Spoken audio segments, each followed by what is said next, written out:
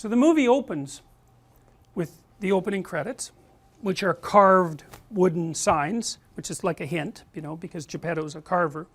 And it starts with this song, which was actually quite a popular song, and it's a bit of a, what would you call it? I don't think it's, the poetry is particularly profound, but it was a song that people liked and people still listen to, and it sets the tone for the movie, which is what music does. One of the things that's really interesting about movies, that's really mysterious, is that, you know, if you go to a movie, there's almost always a soundtrack, right? If you go to a movie and there isn't a soundtrack, it kind of feels empty. It feels like there's something missing, and you know, it's as if the music, you know, when you go to a movie, there's lots of things you can't see. The characters are only partial, and you don't know anything about their background, so it's like a low resolution thing. And what seems to happen with the music is that it provides the emotional background, the complex context, let's say. It's like a substitute for the context, and it guides you in your perceptions of the movie. It gives you hints about what's going to happen, and the funny thing about that is that we just don't have any problem with that.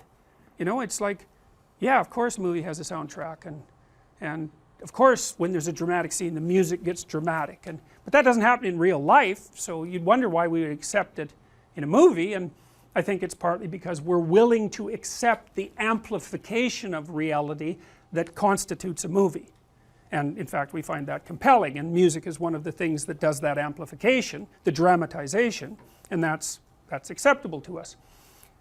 This song I find quite interesting, so I'm going to take it apart quite a bit. In some sense I feel foolish doing it, because it's, you know, it's a childish song in some ways, but that's okay. When you wish upon a star, makes no difference who you are. Well, okay, there's some mysteries there. People wish upon stars, that's like a little ritual, right? Why do they do that? Well, and what exactly is a star? That's another question, because there are stars that shine in the heavens, and there are people who are stars. And so, why are people stars? Well, they're usually famous people, right? They're people who attract a lot of attention, and maybe they're people who have a lot of talent. That's another possibility. Maybe they're models. I don't mean, you know, clothing models, although sometimes they are, but they're models for emulation. That's what being a star means. That's why People magazine is full of stars. It's like they're like heroes brought to earth, and of course you know nothing about them. All you know is their public persona, and of course they're usually very attractive, and so that allows you to project upon them all the things that would go along with ideal humanity.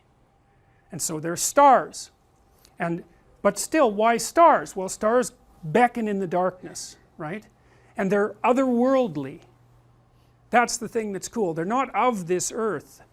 And I mean that technically, because obviously they're not of this earth, but I also mean it phenomenologically. I mean it as an element of human experience. So most of you are urban, and so you've not had the experience of, perhaps, of the full night sky, you know, and that's really too bad, because the full night sky is one of those experiences that actually induces awe naturally, you know. And no wonder, you look up there and there's just stars everywhere, right? You're looking at the edge of the galaxy. That's the Milky Way, right? It's the edge of the galaxy. It's like, wow, there's the edge of the galaxy. And there's just so many of them. And it's such an expanse. You're looking into infinity. You're looking into the unknown. You're looking beyond yourself, that's for sure. And, you know, that produces a sense of awe in people, like looking at the Grand Canyon or something like that.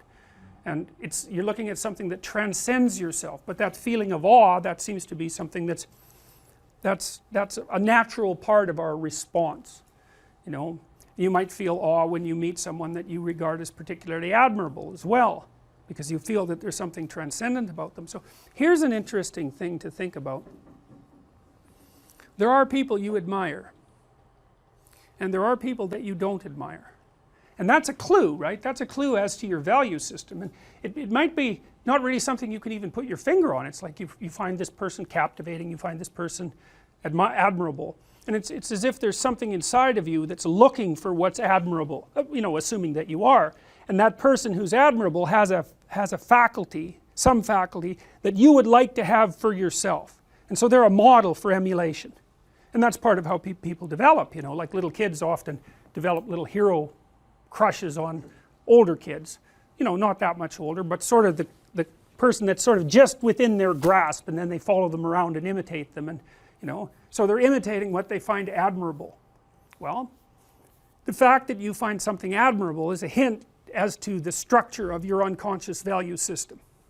And so you could think, even as an exercise, you could think, well, what qualities of a human being do I find admirable? You have to ask yourself that, in a sense. You can't really think about it. There is a difference between asking yourself a question and thinking about it. You know, because it's more like when you're asking yourself a question, it's contemplative. It's like, well, what do I find admirable? It's a question. You don't know. And if you're fortunate, and this happens quite regularly, an answer will float up from wherever the hell answers float up, and you know, oh yeah, that's one, and you can write that down, and you get some idea of what your ideal is, you know, and you have one likely, and what your counter ideal is. Star. Well, to wish upon a star is to raise your eyes above the horizon and to focus on something transcendent that's beyond you, to focus on the absolute, we could say, to focus on the light that shines in the darkness. You know, a star is, people wear diamonds because they're like stars, or they're like the sun, and they're pure and perfect, and they glitter. And so there's something about the light too. There's something about a source of light. It's a source of illumination and enlightenment, and the light that shines in the darkness is a deep metaphor, right? It's what you want. You want a light to shine in the darkness. And so the star has all that. And so people wish upon a star because they have some intuition that aiming above the mundane has the potential to transform themselves. They make a wish. Well, if you're going to make a wish, you should aim at something high. And even just aiming at that is more likely to make the wish come true. And this is not metaphor.